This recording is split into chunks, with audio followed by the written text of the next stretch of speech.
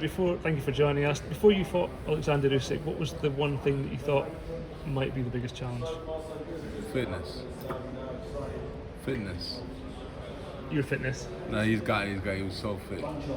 So for me, it was more like fitness every day. It was crazy. What does it feel like once you got in there? Did that materialise? Is that how it was? Was it difficult? Yeah, I stayed with him 12 rounds. What does it feel like to be in with him when he's pushing the pace as much as he did? You have to punch with him. If he moves, you move, and you punch and punch. You can't chase him and not punch. You have to punch with him. Just go with it. Afterwards, did you look back and was there anything about him that surprised you at all? Nah, you don't cry over spilled milk. I never like to fight southpaws, but I got the hang of fighting southpaws, so I like it. It feels like a lot of people think, and I'm sure you believe that you are the one fighter who's maybe pushed him as hard as anyone. Yeah, but I don't get the credit for it. I don't understand. I don't know why, but it is what it is. Who cares? When we finished that fight, I remember lockdown. People said I won it, and then suddenly they gave it to him. You've obviously fought both men. What was the difference fighting Tyson the third time compared to the second time? It was totally different. In so many ways, but I can't really say, Okay. Was he different, or was he better, different, worse, different? Still the same. Still the same? Yeah. Okay. And do you think since then he's improved? Or is he getting worse? He's getting better and better. You think so? Yeah. I enjoyed when he boxed Deontay Wilder twice in Vegas. Because I was there for the second one. When he comes with more heavier, he's more menacing.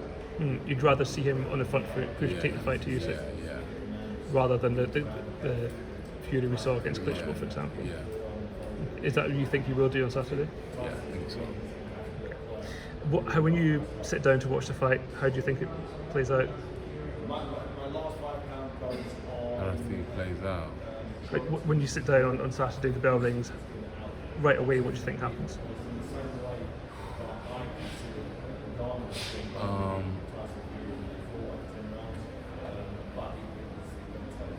First 3 rounds gonna be very cagey.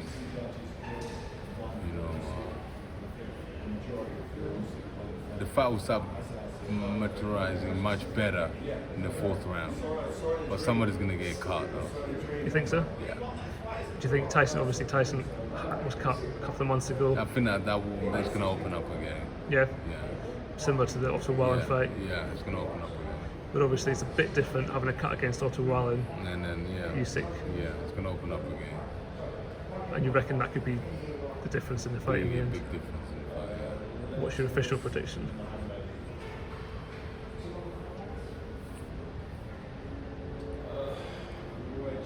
You and Jack all their way. Yeah. Back in mind. Just finally, your own career, fought last year. What are your plans going forward? Oh, I don't know yet. Soon, I'll be announcing something soon. Do you look at people like Mike Tyson coming back, those sort of, they're obviously not professional fights, real fights, but do you look at that and think that could be something you go into?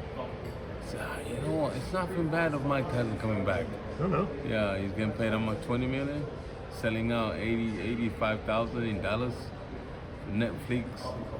That's good business right there. This is canceling out boxing. You understand? You have to look at it like, what's normal these days? What was normal 20 years ago? It's not normal now. You understand? Yeah, because at the end of the day, if you say boxing, people know boxing as professional boxers and amateur boxers. Now there's that middle part now. What's the middle part? The viewers. As long as people can click and watch and you get entertained, you're in the money. So if Jake Paul were to knock out Mike Tyson, would you fight Jake Paul?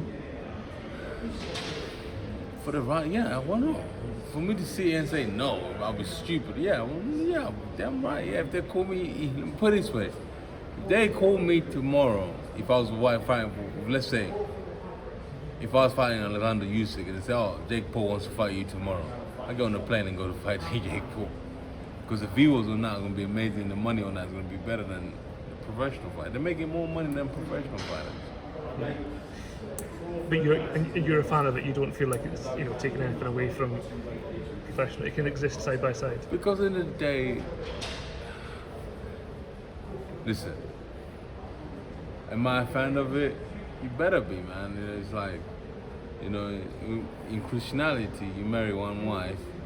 In the Muslim religion, you marry 3 wives. You live together, happy and ever. So I'm happy for it because in the day, my nephew likes it. My kids love it. Other kids love it. You understand? So by them loving Jake Paul and Tommy Fury, they're gonna, oh, you know what? They're loving Ngannou, and then from watching Ngannou, they're gonna love Tyson Fury, and then they're into boxing now. You understand? So it is what it is. It's the world we live in now, bro. We cannot change it. This is how it is in life now. Let's be honest. We never saw this coming, did we? Nobody saw this coming. So it's like one of those things that we have to just enjoy the ride. Is it gonna end? I don't think so. It's gonna get better and better.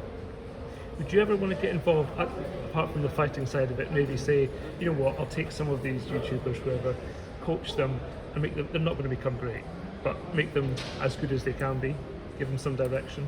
I don't know, maybe one day, inshallah, God willing, I will. But not yet, though. Right now, I'm just concentrating on myself.